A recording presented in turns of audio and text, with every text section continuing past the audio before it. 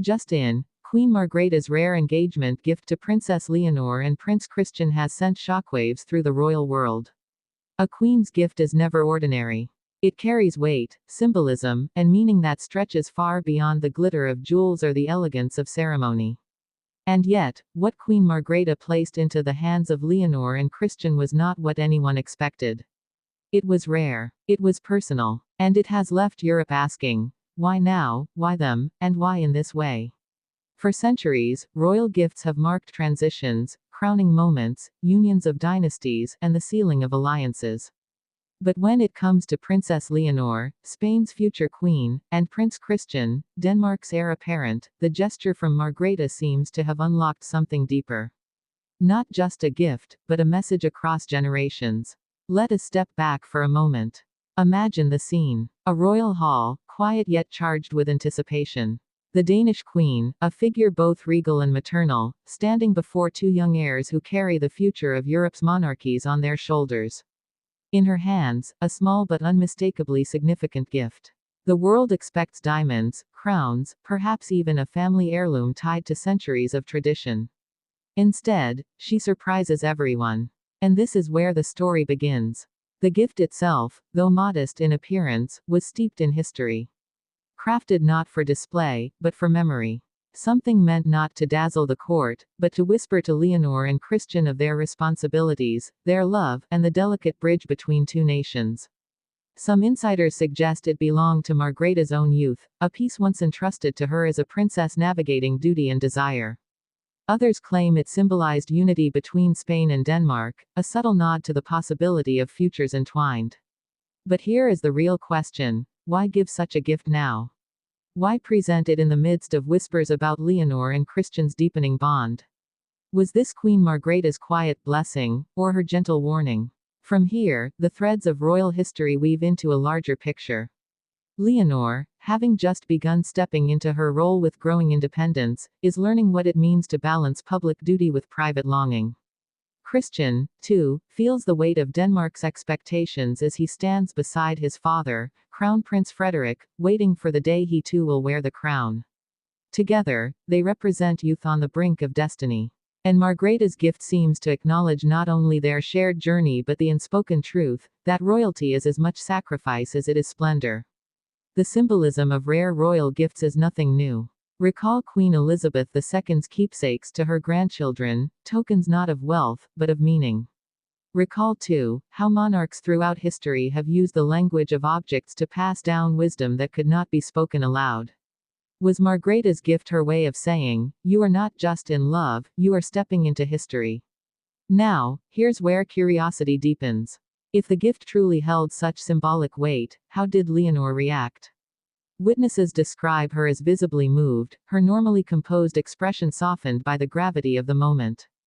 Christian, standing beside her, reportedly exchanged a quiet glance with his father, as though realizing that this was not merely a ceremony, it was a turning point. But the story does not end there. What happened after the exchange might be even more telling. Rumors swirl that Margrethe's words to Leonor and Christian, spoken softly so only they could hear, carried advice she had long held close. Advice about love under pressure. About the loneliness of crowns. About the strength required to stand together when the world looks not at you as people, but as symbols. And this sparks another question: was this gift a private act of grandmotherly affection, or a carefully staged message to the watching world? After all, Europe is watching these two young royals closely, eager to see if their bond will reshape alliances, strengthen dynasties, or create new divides. A rare gift, given in public, is never without intention. Consider the timing. With Leonor preparing for greater responsibilities in Spain and Christian stepping further into Denmark's royal spotlight, the gesture could not have been more symbolic. It suggested approval, but also expectation. A subtle reminder that if their futures align, it is not only love that binds them, but the gaze of history itself. And yet, here lies the deeper intrigue. Some say Margrethe's gift was not just about Leonor and Christian. It was about herself. A queen nearing the twilight of her reign, passing on wisdom, anchoring her legacy in the next generation. In giving something rare, she ensured that a piece of her would live on, carried forward not in crowns or titles, but in the private lives of those who will shape tomorrow's monarchy. For Leonor, the gesture might have felt like a quiet embrace across borders, a reassurance that even in the storm of royal life, there are those who understand. For Christian, it was perhaps a moment of realization that the path ahead is not just about personal desire, but about what two nations, and indeed all of Europe, will expect of him. As the dinner ended, and the royals dispersed into the quiet of the evening, one detail remained etched in everyone's mind: the look between Leonor and Christian as they accepted the gift. It was not a look of surprise, it was one of gravity, of recognition, as though they both knew the journey ahead had just shifted in ways even they could not yet articulate. So what does this mean for the future? Does Margrethe's rare gift mark the first step toward a new royal alliance? Does it symbolize the blending of two royal traditions, Spanish and Danish, in a way that might alter Europe's royal map for decades to come? Or is it simply what it appeared to be, an intimate gesture of love and wisdom from a queen to two young heirs she holds dear? The truth may only unfold in time. But what is clear is this: a gift, no matter how small, can carry the weight of history.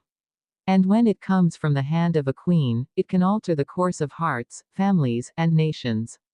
As Leonor and Christian step forward into their shared future, whatever form it takes, Margrethe's gift will remain with them.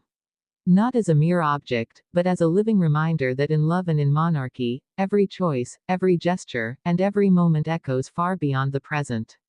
And so, as the world looks on, captivated by two young royals and the queen who blessed them with something rare, one cannot help but wonder: was this the beginning of a legacy, or the quiet warning of a woman who has seen what crowns can cost?